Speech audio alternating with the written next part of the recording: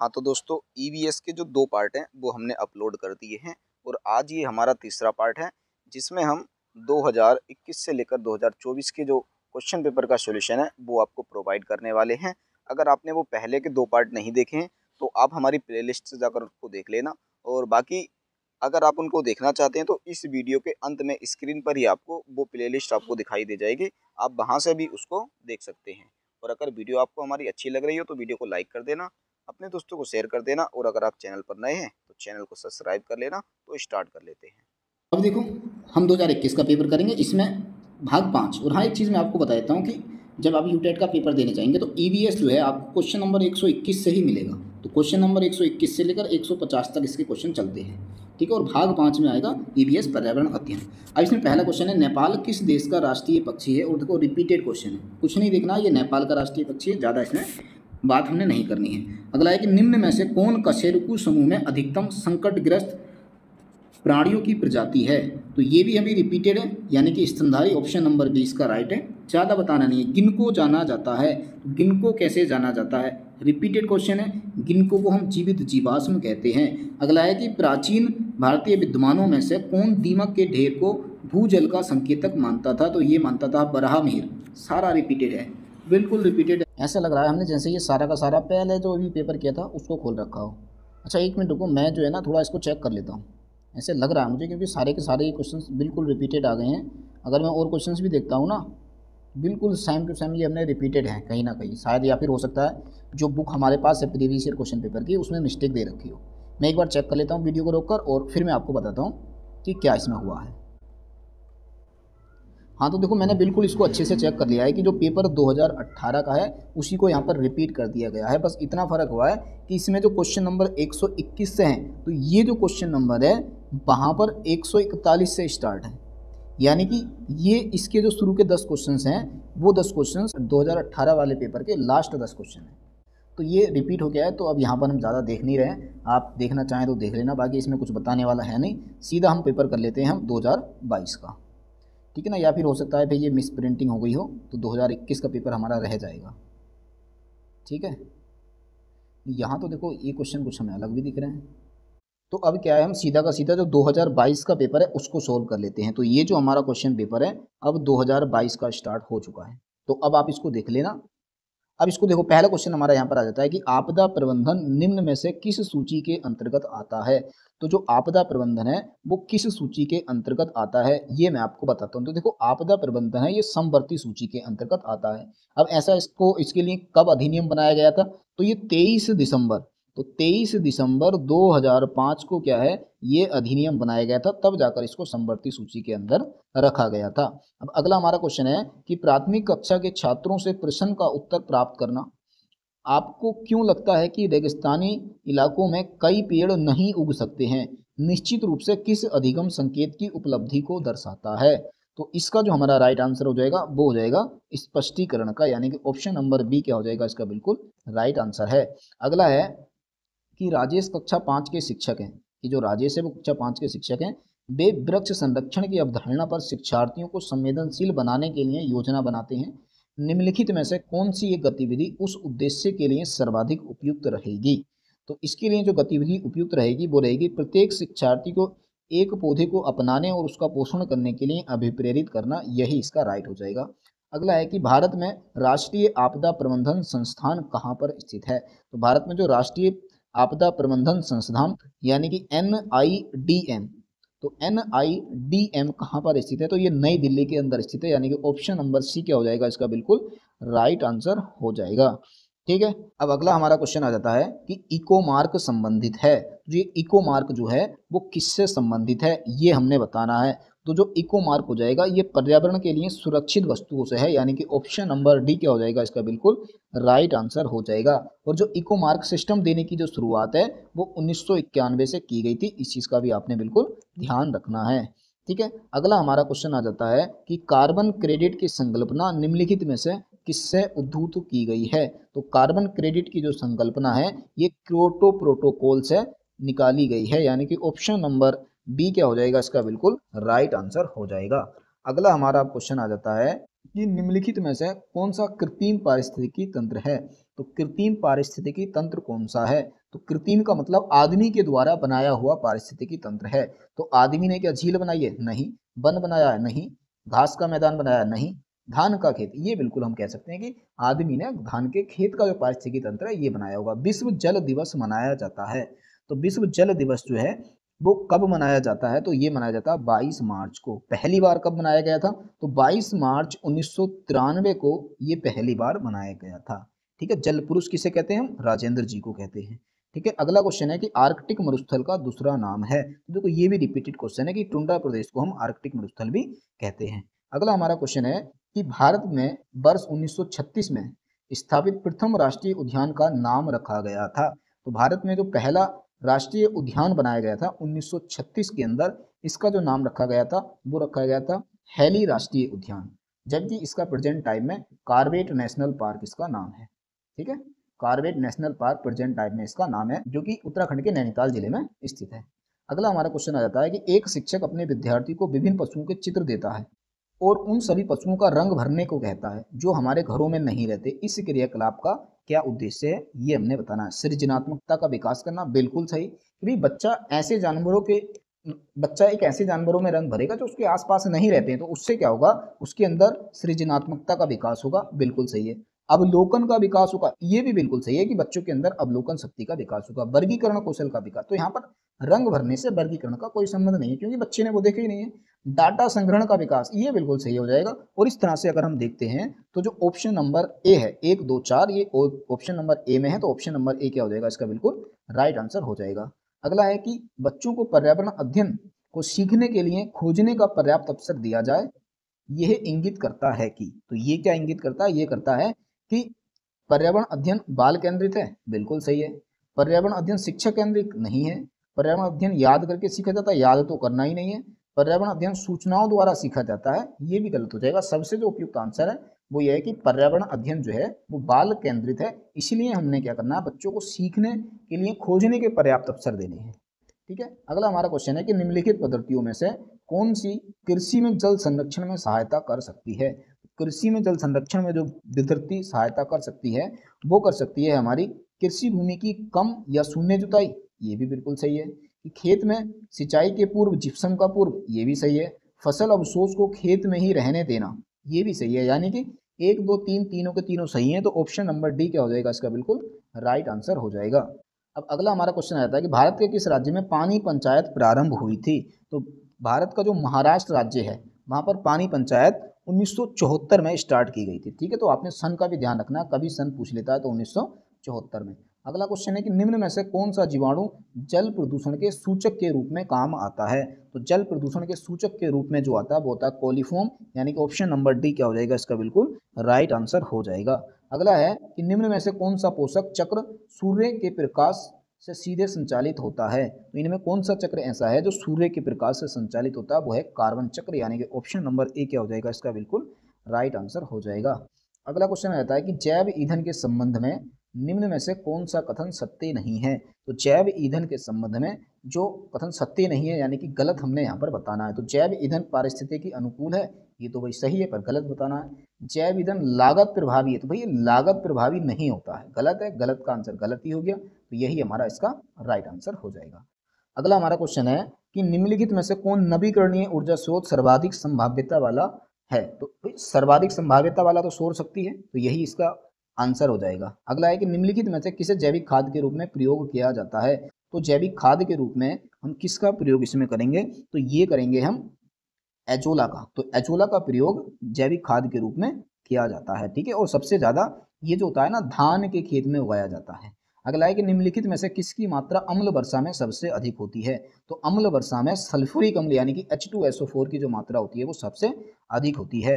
अगला है कि पर्यावरण अध्ययन में बच्चों को जोड़ने की सबसे प्रभावी युक्ति है? तो पर्यावरण अध्ययन में बच्चों को जोड़ने के लिए सबसे अधिक प्रभावशाली युक्ति है वो कौन सी है? पाठ्य पुस्तक का पठन, ये नहीं है। शिक्षा द्वारा व्याख्यान, ये भी नहीं है। कक्षा निर्देशन, ये भी नहीं है। किस्से कहानियाँ, यही इसका बिल्कुल राइट आंसर हो जाएगा कि किस्से और कहानियों के माध्यम से हम बच्चों को पर्यावरण अध्ययन के साथ आसानी से जोड़ सकते हैं। अब अगला हमारा क्वेश्चन आ जाता है कि एक शिक्षक प्रत्येक बच्चे को रद्दी सामग्री से कुछ उपयोगी वस्तुएं बनाने को कहता है। निम्न में से कौन से कथन में शिक्षक का शैक्षिक उद्देश्य नहीं है? तो शैक्षिक उद्देश्य नहीं है, ये हमने यहाँ पर बताना है। तो पहला है कक्षा के श्रेष्ठ विद्यार्थियों के बारे में निर्णय करना। तो देखिए नहीं यानी गलत बताना है और यही गलत है यहाँ पर कि कक्षा के श्रेष्ठ विद्यार्थियों के बारे में निर्णय करना। तो श्रेष्ठ विद्यार्थी का तो हमें पता लगाना ही नहीं है, यही गलत है और गलत का आंसर गलत ही होता है। इस वजह से ऑप्शन नंबर ए क्या हो जाएगा, इसका राइट हो जाएगा। अगला हमारा क्वेश्चन है कि दूसरी कक्षा की शिक्षिका तनुजा को फूल से संबंधित विषय के बारे में पढ़ाना है, उसे क्या करना चाहिए। तो उसको क्या करना चाहिए, बच्चों को स्कूल के बगीचे में ले जाएं जहां बहुत सारे फूल हों, और यही सबसे अच्छा एग्जाम्पल हो जाएगा। ठीक है, इसको हम फील्ड ट्रिप का एग्जाम्पल भी दे देते हैं। अगला है कि एकीकृत पर्यावरण विज्ञान के रूप में ईवीएस अध्ययन का क्या महत्व है। तो ईवीएस अध्ययन का क्या महत्व है, प्राकृतिक और सामाजिक सांस्कृतिक वातावरण से संबंध स्थापित करने में जागरूक और सक्षम होना, यही बिल्कुल सही हो जाएगा। सभी गतिविधियों में भाग लेने के लिए सक्षम, सभी गतिविधियां नहीं चल रही हैं यहाँ पर। लिखित एवं प्रायोगिक परीक्षा में ए प्लस तो लाना ही नहीं है। विज्ञान की शिक्षा का भाषा की तुलना में अधिक आनंद लेना, तो भाई आनंद नहीं लेना, ठीक है, और तुलना हमें किसी की करनी नहीं है। तो ऑप्शन नंबर ए ही इसका बेस्ट हो जाएगा। अगला हमारा क्वेश्चन है कि देश में पर्यावरण कानूनों की समीक्षा के लिए निम्नलिखित में से किस समिति का गठन किया गया था। तो ये किया गया था सुब्रमण्यम समिति का गठन किया गया था, और ये किया गया था 2014 के अंदर। सन भी आपने ध्यान रख लेनी है। ठीक है, अगला हमारा क्वेश्चन आ जाता है कि भारत के संविधान में वन्य जीवन का संरक्षण निम्नलिखित में से किसके अंतर्गत आता है। तो ये आता है मौलिक कर्तव्यों के अंदर, बिल्कुल सही है। निर्देशक सिद्धांत के अंदर ये भी सही है। 7वीं अनुसूची के अंदर ये भी सही है। यानी कि तीनों के तीनों बिल्कुल सही हैं, और ये आते हैं हमारे ऑप्शन नंबर डी में। तो ऑप्शन नंबर डी इसका राइट हो जाएगा। अगला है कि निम्न ताप परिरक्षण, जिसको हम क्रायो प्रिजर्वेशन भी कहते हैं, कि इस क्रायो प्रिजर्वेशन तकनीक द्वारा संकटग्रस्त जातियों के बीजों एवं परागकणों को लंबे समय तक परिरक्षित किया जाता है। तो ये किया जाता है तरल नाइट्रोजन के अंदर फिक्स करके, यानी कि ऑप्शन नंबर सी क्या हो जाएगा, इसका बिल्कुल राइट आंसर हो जाएगा। यानी कि हम लिक्विड नाइट्रोजन के अंदर अगर हमें किसी के भी बीज का या परागकण का लंबे समय तक संरक्षण करना है, तो हम लिक्विड नाइट्रोजन के अंदर क्या करेंगे, लगभग -16 डिग्री सेल्सियस पर हम क्या करेंगे, इनके बीजों को इसमें प्रिजर्व कर देंगे।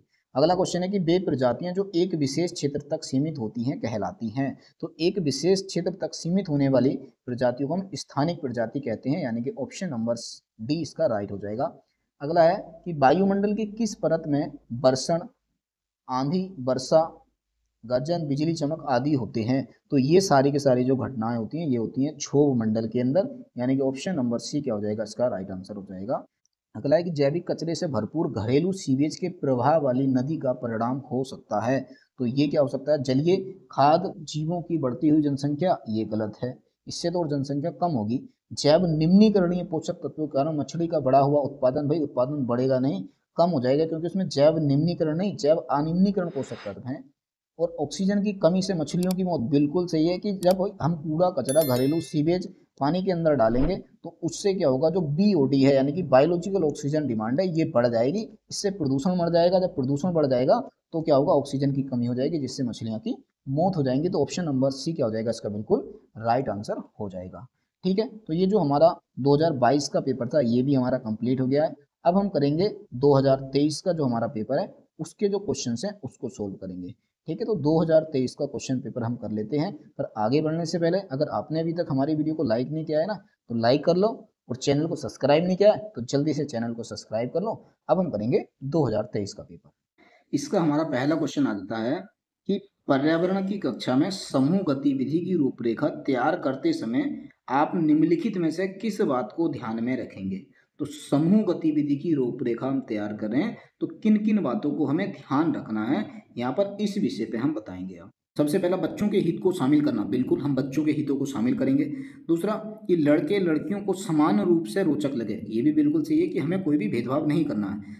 महंगी सामग्री का उपयोग, तो महंगी सामग्री का उपयोग यहाँ पर नहीं करना, तीसरा गलत हो जाएगा। सभी धार्मिक सांस्कृतिक पृष्ठभूमि के बच्चों हेतु रोचक हो, ये बिल्कुल सही, यानी कि पहला, दूसरा और चौथा इसका बिल्कुल सही है, और ये ऑप्शन नंबर ए में ही आ जाते हैं। तो यही क्या हो जाएगा, इसका बिल्कुल राइट आंसर हो जाएगा।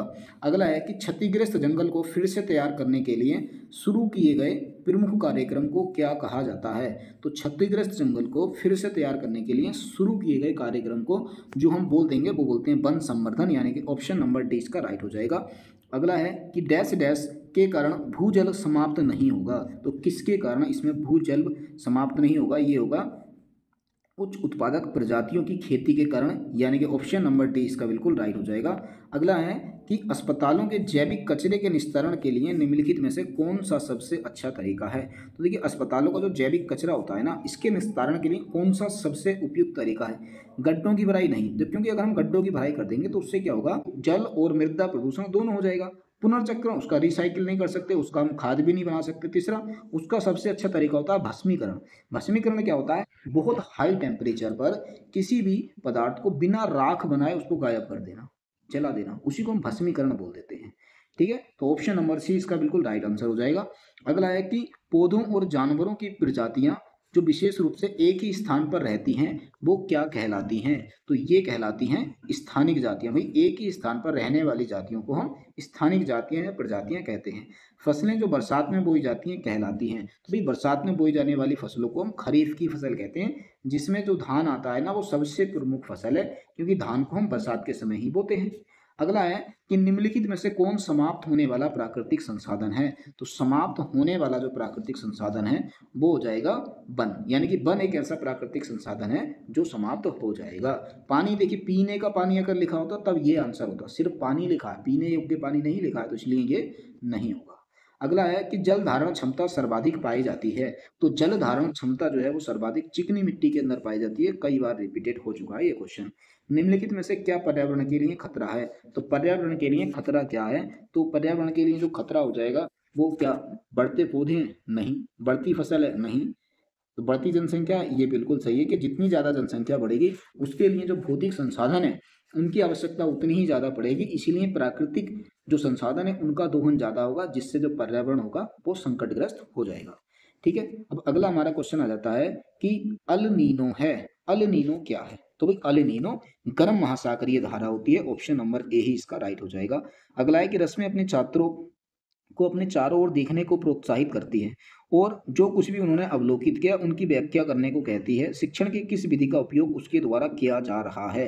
तो इसमें वो जो शिक्षण की विधि का अपना रही है वो कर रही है मूर्त से अमूर्त की ओर, कि पहले वो क्या कर रही है, अपने चारों तरफ जो चीजें देखी हैं उनको देखने को बोल रही है और फिर कह रही है कि अब इसके बारे में आप व्याख्या करो। ठीक है, तो वो क्या हो जाएगा, मूर्त से अमूर्त शिक्षण हो जाएगा। अगला है कि क्षेत्रफल की दृष्टि से भारत का सबसे बड़ा राष्ट्रीय पार्क कौन सा है। तो क्षेत्रफल की दृष्टि से भारत का जो सबसे बड़ा राष्ट्रीय पार्क हो जाएगा वो हो जाएगा हेमिस राष्ट्रीय पार्क, जो कि लद्दाख के अंदर स्थित है और इसका जो क्षेत्रफल है वो 4400 वर्ग किलोमीटर है। ठीक है, इस चीज का आपने ध्यान रखना है। अगला है पृथ्वी के फेफड़े किसे कहा जाता है। तो पृथ्वी के जो फेफड़े अमेजन के वर्षावन को कहा जाता है। अगला है कि निम्नलिखित में से कौन सा युग्म सुमेलित नहीं है।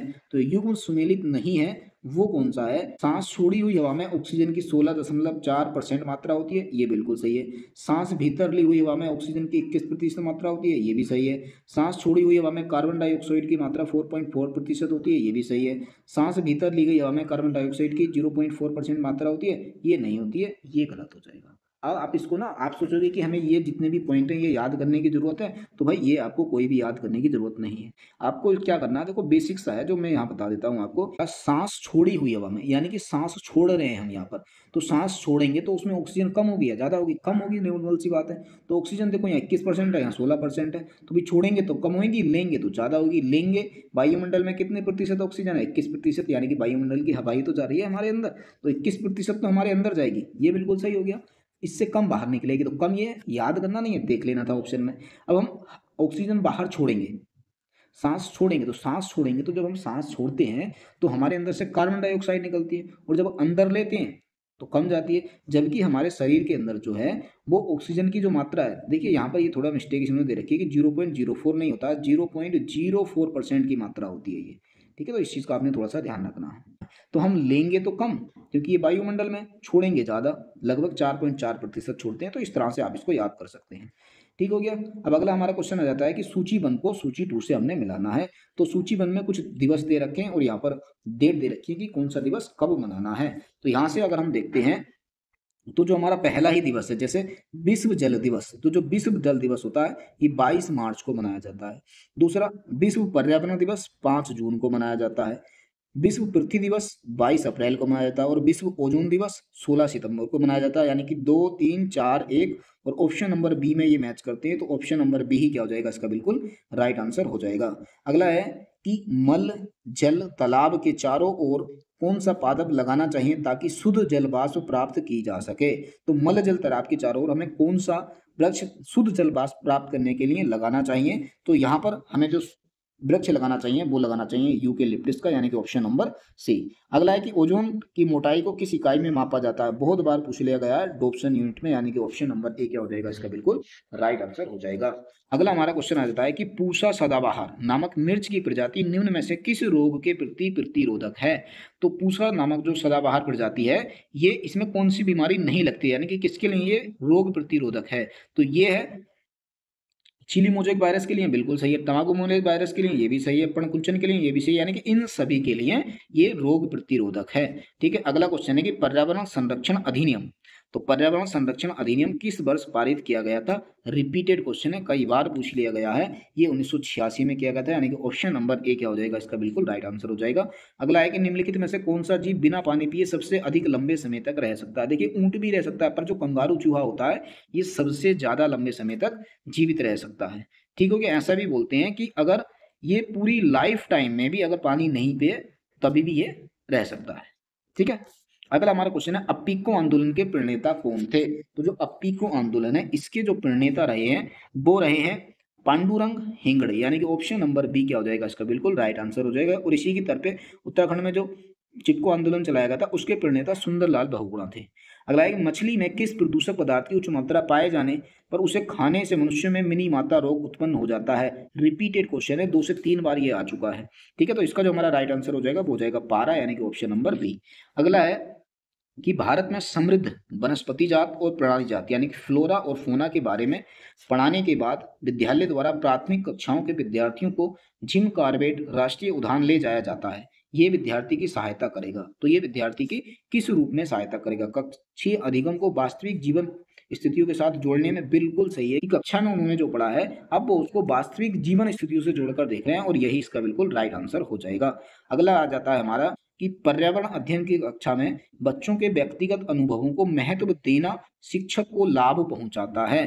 तो ये किस रूप में लाभ पहुंचाता है। तो बच्चे के विशिष्ट अनुभवों को जानने में नहीं, बच्चों की भाषा और संप्रेषण कुशलताओं को सुधारने और परिमार्जित करने में, ये भी नहीं है। विषय को बच्चों के अनुभव संसार से जोड़ने, बिल्कुल सही है। विमर्श व सीखने को बढ़ावा देने में, यही क्या हो जाएगा इसका बिल्कुल राइट आंसर हो जाएगा। अगला है कि हमारे देश में निम्नलिखित स्थानों में से कौन सा ठंडा रेगिस्तान है। तो लद्दाख को ठंडा रेगिस्तान भी कहते हैं। ठीक हो गया। अगला हमारा क्वेश्चन आ जाता है कि पर्यावरण अध्ययन के शिक्षण अधिगम में सर्वेक्षण का उद्देश्य है। तो पर्यावरण अध्ययन के शिक्षण में सर्वेक्षण का क्या उद्देश्य है। तो समुदाय के साथ अन्योन्य क्रिया का अवसर प्रदान करना, बिल्कुल सही है। बच्चों को विभिन्न लोगों के प्रति संवेदनशील बनाना, ये भी सही है। सूचना को प्रत्यक्ष प्राप्त करने का अवसर प्रदान करना, ये भी सही है। आकलन के एक अवसर के रूप में इसका उपयोग करना, ये भी सही है। यानी कि सारे के सारे सही है। तो पहला, दूसरा, तीसरा, चौथा और पहले ऑप्शन में ये हैं, तो यही इसका बिल्कुल राइट आंसर हो जाएगा। अगला है कि सतत पोषण विकास के लिए क्या करना चाहिए। तो सतत पोषण विकास के लिए क्या करना चाहिए। तो जीवाश्म ईंधन का अत्यधिक प्रयोग, बिल्कुल नहीं करना चाहिए। खनिज का दोहन करना चाहिए, ये भी नहीं। अत्यधिक जल दोहन तो करना ही नहीं है किसी भी चीज का। उर्वरक एवं कीटनाशकों का कम प्रयोग करना चाहिए, यही इसका राइट हो जाएगा। अगला है कि किसी खाद्य श्रृंखला में सामान्यतः प्राथमिक जीव होते हैं। तो प्राथमिक जीव कौन होते हैं। तो भाई प्राथमिक जीव कौन होते हैं, वो ही होते हैं जो उत्पादक होते हैं। और उत्पादक हमेशा कौन होते हैं, प्रकाश संश्लेषी होते हैं, यानी कि ऑप्शन नंबर ए इसका बिल्कुल राइट आंसर हो जाएगा। अगला है कि निम्न में से कौन सा प्राकृतिक संसाधन नहीं है। तो प्राकृतिक संसाधन कौन सा नहीं है। सांप प्रकृति ने बनाया, हवा प्रकृति ने बनाई है, लकड़ी का मकान, देखिए मकान आदमी ने बनाया, आम का पेड़ नहीं बनाया है। तो बस नहीं गलत पूछा था और गलत मकान है, तो यही इसका बिल्कुल राइट हो जाएगा। अगला है कि अंतर्राष्ट्रीय पर्यावरण शिक्षा कार्यक्रम IEEP शुरू किया गया था। तो IEEP यूनेस्को के द्वारा शुरू किया गया था, यानी कि ऑप्शन नंबर ए ही क्या हो जाएगा इसका बिल्कुल राइट आंसर हो जाएगा। और 2023 का भी ये जो हमारा पेपर था कंप्लीट हो गया है। अब हम जो पेपर करेंगे वो करेंगे 2024 का। तो ये जो आपको पेपर देखने को मिल रहा है ये 2024 का पेपर है। अब हम इसको कर लेते हैं। तो देखिए ये जो 2024 का पेपर है, इस पेपर का जो सॉल्यूशन है मैंने अपने यूट्यूब चैनल पर प्ले लिस्ट में प्रीवियस ईयर क्वेश्चन पेपर की जो सीरीज है हमारी यूटेट पेपर वाली, उसमें मैंने इसको करा रखा है। अब मैं क्या करने वाला हूँ, उस वीडियो को भी इस वीडियो के साथ मर्ज कर देता हूँ। तो ये वीडियो मैंने अभी नहीं बनाई है, इस चीज़ का ध्यान रखना। 2024 का जो पेपर का सोल्यूशन है ये मेरी पुरानी वीडियो है, अब मैं उसको भी इसके साथ मर्ज कर देता हूँ, क्योंकि जिन लोगों ने अगर देख ली है तो उनको ज़रूरत नहीं है, अगर रिवीजन करना चाहते हैं तो कर सकते हैं, बाकी जिन्होंने नहीं देखी है तो मैं उनको वहाँ ढूंढना ना पड़े, मेहनत करनी ना पड़े, उनको बिना मेहनत के एक साथ मर्ज करके दे देता हूँ। तो ये उस वीडियो के साथ मैं आपको मर्ज कर देता हूँ, फिर आप इसको आसानी से देखिए। फिर इस वीडियो को कंप्लीट करने के बाद फिर मैं आपसे बात करूँगा। स्टार्ट कर लेते हैं। और ये जो हमारे क्वेश्चन हैं ये क्वेश्चन नंबर 121 से शुरू होंगे और 150 तक चलेंगे। ठीक है, तो स्टार्ट कर लेते हैं। इसके अंदर हमारा सबसे पहला क्वेश्चन आ जाता है कि यदि हम पक्षियों का अवलोकन करें तो पाएंगे कि अधिकांश पक्षी अक्सर अपनी गर्दन हिलाते रहते हैं। ऐसा इसलिए होता है क्योंकि, अब देखो इस क्वेश्चन में यह पूछा गया है कि जो अधिकांश पक्षी होते हैं वो अपनी गर्दन को हिलाते रहते हैं, ऐसा क्यों होता है, इसका कारण हमने बताना है। तो देखिए, हम सभी जानते हैं कि हमें अगर अपने साइडों में देखना होता है तो हम अपनी आंखों को घुमा सकते हैं, दाएं बाएं देख सकते हैं, इधर उधर देख सकते हैं, परंतु जो पक्षी होते हैं ना, अगर उनको साइडों में देखना है ना तो उनको अपनी गर्दन हिलाने पड़ेगी। उनका कारण यह है कि उनकी जो आंखें होती हैं बिल्कुल फिक्स होती हैं, एक जगह स्थिर होती हैं, वो हिल नहीं सकती हैं। इसीलिए वो क्या करते हैं, इधर उधर देखने के लिए अपनी गर्दन को हिलाते रहते हैं। तो इस कारण हमारा जो ऑप्शन नंबर ए है ये क्या हो जाएगा, इसका बिल्कुल राइट आंसर हो जाएगा।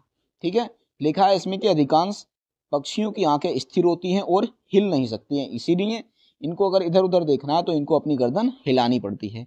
अगला हमारा क्वेश्चन आता है कि भारत सरकार ने जल प्रदूषण निवारण एवं नियंत्रण अधिनियम पारित किया था। तो ये जो भारत सरकार ने जल प्रदूषण एवं निवारण नियंत्रण अधिनियम पारित किया था, तो ये क्या था, 1974 में, यानी कि ऑप्शन नंबर बी क्या हो जाएगा, इसका बिल्कुल राइट आंसर हो जाएगा। अगला क्वेश्चन आ जाता है कि निम्नलिखित में से कौन सा सजीव और निर्जीव घटक के बीच परस्पर क्रिया का उदाहरण है। तो सजीव और निर्जीव घटकों के बीच जो परस्पर क्रिया का उदाहरण होता है वो होता है जल चक्र, यानी कि ऑप्शन नंबर डी क्या हो जाएगा, इसका बिल्कुल राइट आंसर हो जाएगा।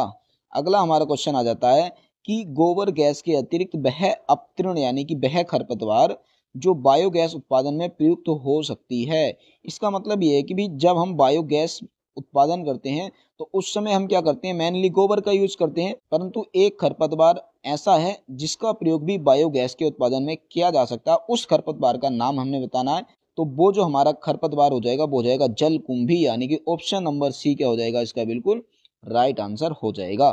अब अगला हमारा क्वेश्चन आ जाता है कि तेल रिसाव के बारे में निम्नलिखित में से कौन सा कथन सत्य है। तो तेल रिसाव के बारे में जो कथन सत्य है इन सभी में से हमने बताना है। तो पहला हमारा ऑप्शन आता है कि तेल रिसाव से जैविक ऑक्सीजन की मांग बढ़ जाती है, तो ये बिल्कुल क्या है, सही हो जाएगा। अगला है तेल रिसाव से समुद्री जल में ऑक्सीजन की मात्रा कम हो जाती है, तो ये भी बिल्कुल सही हो जाएगा, यानी कि दोनों के दोनों बिल्कुल सही हैं और ये है हमारे ऑप्शन नंबर सी में। तो इसका मतलब जो ऑप्शन नंबर सी हो जाएगा वो हमारा बिल्कुल राइट आंसर हो जाएगा। अगला हमारा क्वेश्चन आ जाता है कि ब्लू बेबी सिंड्रोम जल में किस लवण की उपस्थिति के कारण होता है। तो ये जो ब्लू बेबी सिंड्रोम है ये जल में कौन सा लवण उपस्थित हो जाता है तब ये होता है, तो ये होता है नाइट्रेट की उपस्थिति के कारण, यानी कि ऑप्शन नंबर बी क्या हो जाएगा, इसका बिल्कुल राइट आंसर हो जाएगा। अगला क्वेश्चन आ जाता है कि सिंचाई प्रणाली में उर्वरकों, मृदा सुधारकों और अन्य जल में घुलनशील उत्पादों को डालने के लिए शब्द प्रयोग किया जाता है। तो यहाँ पर हम इस शब्द को बोलते हैं फर्टिगेशन, यानी कि हम सीधा कहें कि भाई फर्टिगेशन किसे कहते हैं, तो सिंचाई प्रणाली के अंतर्गत उर्वरकों, मृदा सुधारकों और अन्य जल में घुलनशील उत्पादों को डालने की प्रक्रिया को ही हम फर्टिगेशन बोल देते हैं। ठीक है, यानी कि ये क्या है, फर्टिगेशन की परिभाषा यहाँ पर इन्होंने लिख रखी है। अगला हमारा क्वेश्चन आता है कि समुदाय के बारे में निम्नलिखित में से कौन से कथन सत्य हैं। तो समुदाय के बारे में जो कथन सत्य हैं वो हमने यहाँ पर बताना है। तो इसमें सबसे पहला हमारा ऑप्शन है कि समुदाय स्थिर या कठोर होता है। तो देखिए ये क्या हो जाएगा, हमारा गलत हो जाएगी, समुदाय कभी भी स्थिर या कठोर नहीं हो सकता।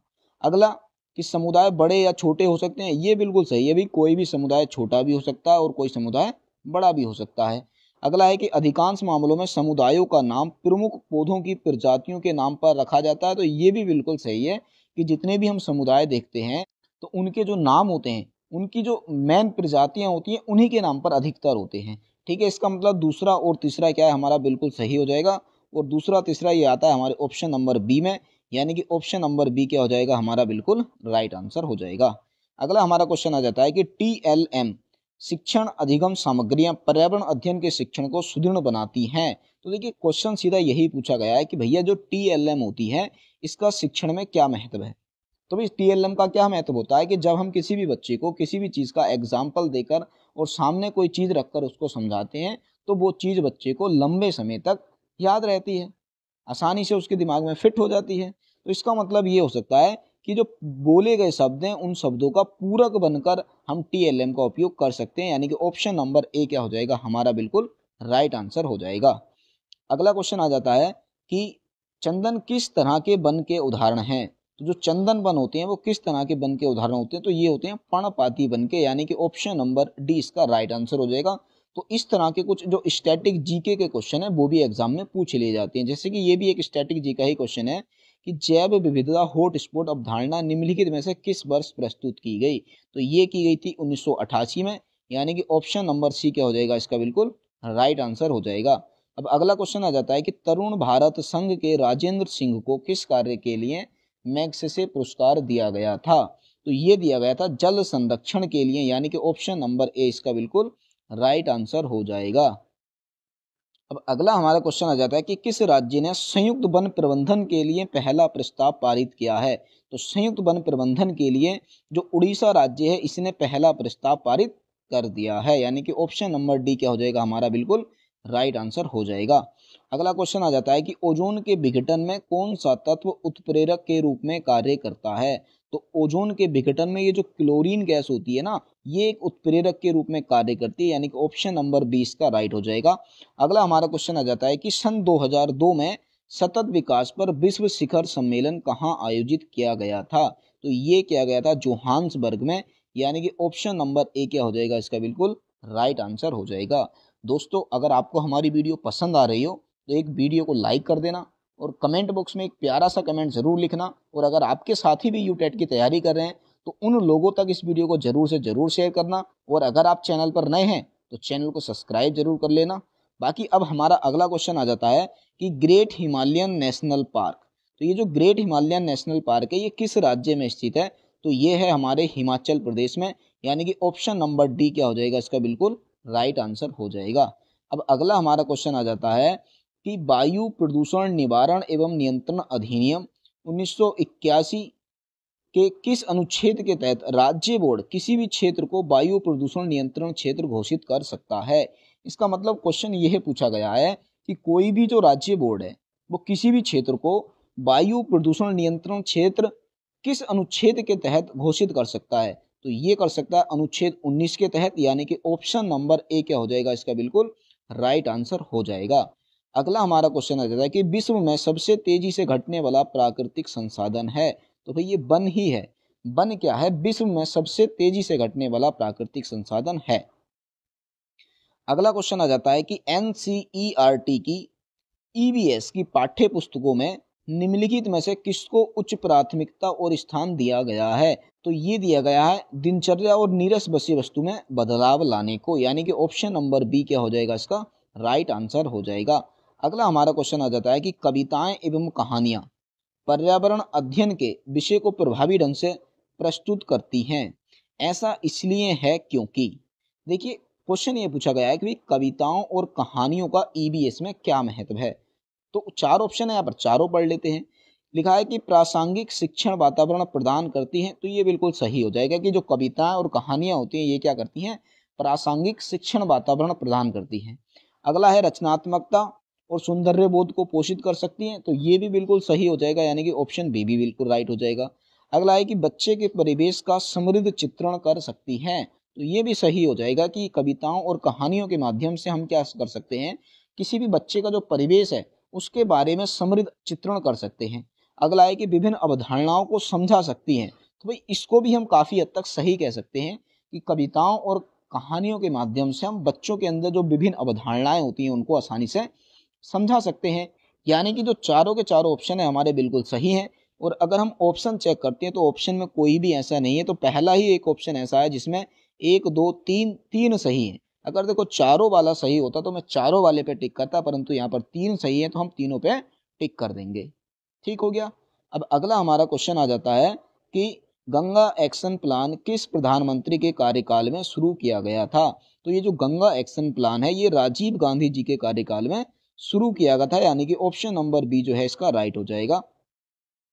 अगला क्वेश्चन आता है कि हरियाली देवी पवित्र उपवन उत्तराखंड के निम्नलिखित में से किस जनपद में स्थित है। तो ये जो हरियाली देवी पवित्र उपवन है ये उत्तराखंड के रुद्रप्रयाग जनपद में स्थित है, यानी कि ऑप्शन नंबर ए इसका राइट हो जाएगा। अगला आ जाता है कि काय की अत्यधिक वृद्धि व पोषक तत्वों से समृद्ध झील को क्या कहते हैं। तो इसको बोलते हैं हम यूट्रोफिक, यानी कि ऑप्शन नंबर ए क्या हो जाएगा, बिल्कुल राइट आंसर हो जाएगा। अगला हमारा क्वेश्चन आ जाता है कि निम्नलिखित सामाजिक परिस्थितिक आंदोलनों को सही काल क्रमानुक्रम में लगाइए। यानी कि हमने क्या करना है, ये जो आंदोलन है हमने इनको एक क्रम बार आयोजित करना है कि सबसे पहले कौन सा हुआ था और सबसे बाद में कौन सा हुआ था। इस तरह से अगर हम इसको देखते हैं तो सबसे पहले नंबर पे हुआ था हमारे पास चिपको आंदोलन, तो पहले पे क्या आ जाएगा, चिपको आंदोलन। दूसरे नंबर पे हुआ था जंगल बचाओ आंदोलन। तीसरे नंबर पे हुआ था नर्मदा बचाओ आंदोलन। और चौथे नंबर पर हुआ था आर्य आंदोलन मुंबई। इस तरह से इसका जो ऑप्शन नंबर बी है ये क्या हो जाएगा, बिल्कुल राइट आंसर हो जाएगा। अगला हमारा क्वेश्चन आ जाता है कि भारत के किस राज्य में मानसून का आगमन सबसे पहले होता है। तो मानसून का आगमन भारत के जो केरल राज्य है तो केरल राज्य में सबसे पहले होता है, यानी कि ऑप्शन सी क्या हो जाएगा, इसका राइट हो जाएगा। अगला आता है कि एग्रोस्टोलॉजी अध्ययन है। तो एग्रोस्टोलॉजी के अंतर्गत हम किसका अध्ययन करते हैं, तो ये करते हैं हम घास का अध्ययन, यानी कि ऑप्शन नंबर डी क्या हो जाएगा, इसका राइट आंसर हो जाएगा। अब अगला हमारा क्वेश्चन आ जाता है कि प्रयोग करना, खोज करना, जांच करना और प्रश्न पूछना ईवीएस के सक्रिय शिक्षण के आवश्यक तत्व हैं। एक शिक्षक हमें क्या खाना चाहिए कि अवधारणा से संबंधित निम्नलिखित में से कौन सी गति आयोजित करता है। तो जब आप इन चारों ऑप्शन को पढ़ेंगे तो यहाँ से जो हमारा राइट आंसर निकल कर आ जाएगा वो आ जाएगा ऑप्शन नंबर सी, कि विद्यार्थियों से सभी संभावित स्रोतों से संबंधित जानकारी एकत्रित करने को कहें, यानी कि ऑप्शन नंबर सी क्या हो जाएगा, इसका बिल्कुल राइट आंसर हो जाएगा। अगला हमारा क्वेश्चन आ जाता है कि भारतीय संविधान का कौन सा अनुच्छेद पर्यावरण संरक्षण को प्रत्येक नागरिक के मौलिक कर्तव्य के रूप में पहचान कराता है। यानी कि भारतीय संविधान का कौन सा ऐसा अनुच्छेद है जो पर्यावरण संरक्षण को मौलिक कर्तव्य बताता है। तो ये जो हमारा अनुच्छेद होता है ये अनुच्छेद 51A का जी हो जाता है, यानी कि ऑप्शन नंबर सी इसका राइट हो जाएगा। अगला क्वेश्चन आ जाता है कि विश्व प्रसिद्ध रिपोर्ट विकास की सीमाएं जिसमें अनियंत्रित विकास के कारण विनाश की घोषणा की गई है किसके द्वारा लिखी गई है। तो ये लिखी गई है मीडोस और उसके सहयोगियों द्वारा, यानी कि ऑप्शन नंबर बी क्या हो जाएगा, इसका बिल्कुल राइट आंसर हो जाएगा। आज का और ईबीएस का हमारा लास्ट क्वेश्चन आ जाता है कि एनसीएफ 2005 के अनुसार निम्नलिखित में से कौन सा ईबीएस पर्यावरण अध्ययन का विषय है। तो ईबीएस का यहाँ पर जो विषय है वो है भोजन, यानी कि ऑप्शन नंबर ए क्या हो जाएगा, इसका बिल्कुल राइट आंसर हो जाएगा। तो अब आप दोस्तों खुद ही देख सकते हैं कि हमने कितने कम समय के अंदर और कितने आराम आराम से, कितने प्यार प्यार से समझाते हुए ये 30 क्वेश्चंस थे हमने सोल्व कर लिए हैं। तो इसी तरह से आपको क्या करना है, अपनी तैयारी को, अपनी प्रैक्टिस को इस तरह से कर लेना है कि जब आप एग्जाम हॉल में बैठेंगे तो जैसे ही क्वेश्चन पेपर आपके सामने आएगा तो उसको स्पीड में सोल्व कर लेंगे। जब आप क्वेश्चन पेपर को स्पीड में सोल्व करेंगे तो उससे होगा ये, जो टफ क्वेश्चंस हैं, जो मैथ के क्वेश्चंस हैं, उन क्वेश्चंस के लिए आपके पास काफ़ी टाइम बच जाएगा। फिर आप क्या करेंगे, उन क्वेश्चंस को भी आसानी से सोल्व कर लेंगे और आप अच्छे मार्क्स लेकर आएंगे। तो दोस्तों अगर आपको वीडियो हमारी अच्छी लगी हो तो वीडियो को लाइक करना, अपने दोस्तों को शेयर करना, और अगर आप चैनल पर नए हैं तो चैनल को सब्सक्राइब कर लेना। हाँ, तो आप लोगों ने 2015 से लेकर 2024 तक हमारे जितने भी पेपर हुए थे यूटेट के, हमने क्या किया है, जितने भी क्वेश्चंस थे सारे के सारे यहाँ पर आपको करा दिए हैं। हालांकि हमने इन क्वेश्चंस के जितनों के भी आंसर दिए हैं सारे के सारे ऑफिशियल आंसर की से दिए हैं। अगर फिर भी कोई क्वेश्चन में मिस्टेक हो गई हो तो उसके लिए हम माफ़ी चाहते हैं। बाकी ये वीडियो आपको कैसी लगी, हमारी ये जो मेहनत है आपको अच्छी लगी हो तो वीडियो को लाइक कर देना और कमेंट में एक प्यारा सा कमेंट जरूर लिखना। और अगर आपने हमारे चैनल को अभी तक सब्सक्राइब नहीं किया है तो चैनल को सब्सक्राइब कर लेना। और साथ साथ में आपके जितने भी साथी हैं जो डीएलएड कर रहे हैं या फिर जिनका हो चुका है और वो यूटेट की तैयारी कर रहे हैं तो इस वीडियो को उन लोगों तक जरूर से जरूर शेयर कर दीजिएगा। और रियली में अगर आपको हमारी मेहनत पसंद आई हो तो एक प्यारा सा कमेंट लिखना नहीं भूलिएगा। बाकी इसी तरह की जो वीडियो हैं आपके लिए हम आगे भी लाने की कोशिश करेंगे। तो मिलेंगे हम बहुत ही जल्द अगली वीडियो में, तब तक के लिए बेस्ट ऑफ लक।